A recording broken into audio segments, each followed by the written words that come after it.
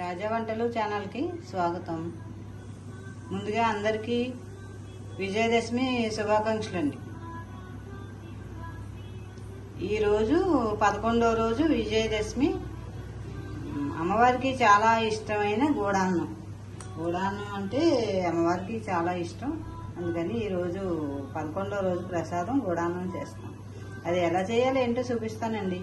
మరి కాల్సిన చేయకుండా వీడియోలోకి వచ్చేస్తారా?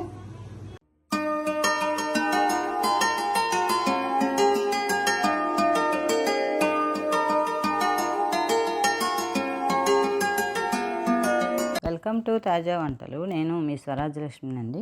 స్టవ్ వెలిగించుకుని ఒక పాన్ పెట్టుకుని 1/4 కేజీ బియ్యం పోసుకోవాలి. పాన్ వేడెక్కిన తర్వాత 1/4 కేజీ బియ్యం పోసేసుకుని దోరగా వేపించుకోవాలి. స్టవ్ సిమ్లో పెట్టి కొద్దిగా వేపించుకోవాలి.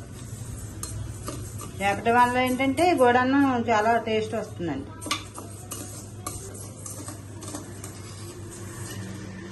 ఇవి ఈ రకంగా ఎక్కితే సరిపోతుందండి. ఇప్పుడు ఇవి 2 సార్లు కడిగేసుకోవాలి. బియ్యం 2 సార్లు కడిగేసాక 1/4 కేజీ బియ్యం కదండి, అంటే 1 కప్పు బియ్యానికి 2 కప్పులు వాటర్. మనం రైస్ ఎలా వండుకుంటామో అలాగే 2 కప్పులు వాటర్ పోసేసుకోవాలి. పోసుకుని కుక్కర్ మూత పెట్టేసుకుని 3 విజిల్లు రానివ్వాలి. కప్పు రైస్ వేసాను కదా, 2 కప్పులు బెల్లం వేసుకోవాలి. రైస్ ఉడికేటప్పటికి మనకి బెల్లం పాకం ఉడికిపోతుంది. కొద్దిగా వాటర్, 1 అరకప్పు వాటర్ పోసి బెల్లం కరిగేదాకా ఉడకనివ్వాలి.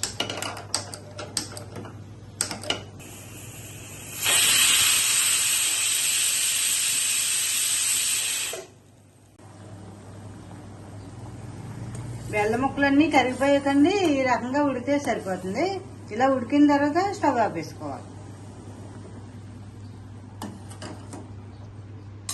స్టవ్ వెలిగించుకుని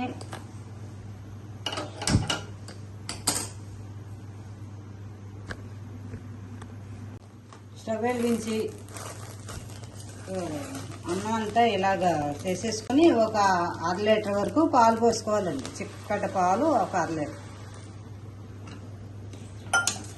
ఆవు పాలు ఉంటే మంచిది, లేకపోయినా మరి గేదె పాలైనా వండుకోవచ్చు. పాలతోనే అన్నం అలా ఉడుకుతా ఉండగానే కాస్త నెయ్యి వేసుకోవాలండి. నెయ్యి మనం ఎంత వేసుకుంటే అంత బాగుంటుంది. గూడాన్నానికి నెయ్యితోనే రుచి వస్తుందండి. బెల్లం పాకం ఉడకబెట్టి పక్కన పెట్టాం కదా, అవి నలకలు లేకుండా చిక్కన్తో ఇలా వడపోసేసుకోవాలి.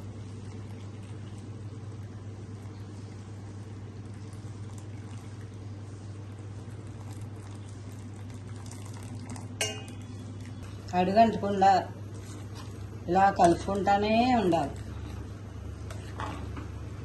ఈ బెల్లం పాకంలో నెయ్యి మధ్య మధ్యలో వేస్తా ఉడకనిస్తండి. గూడాన్నం చాలా టేస్ట్ అండి. ఇంకా రుచి అంటే అంతా ఇంత కాదు. విజయదశమికి ప్రత్యేకంగా ప్రసాదం ఇలా చేస్తే మంచిదండి.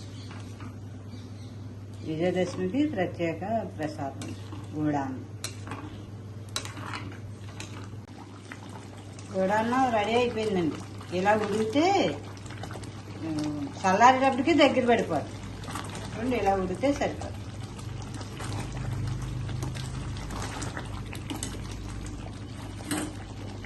మళ్ళీ కాస్త నెయ్యి వేద్దామండి.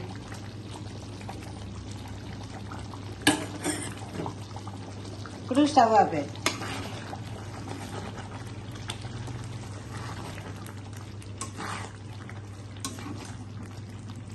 గూడాన్నంలోకి కొద్దిగా జీడిపప్పు వేపించుకుందాం. కొద్దిగా నెయ్యి వేసి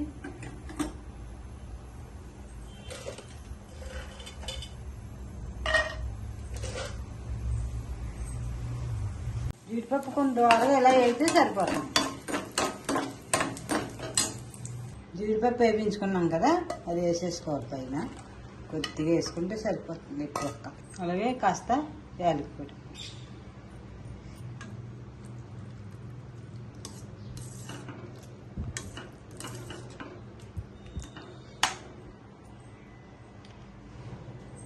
విజయదశమి ప్రత్యేక ప్రసాదం గూడాన్నం రెడీ అయిపోయిందండి.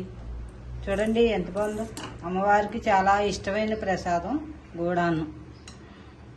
మీరు కూడా ఇలా ట్రై చేస్తారా? చాలా బాగుంటుందండి. అమ్మవారికి కూడా చాలా ఇష్టమైన ప్రసాదం. Please subscribe, share and like. Thank you.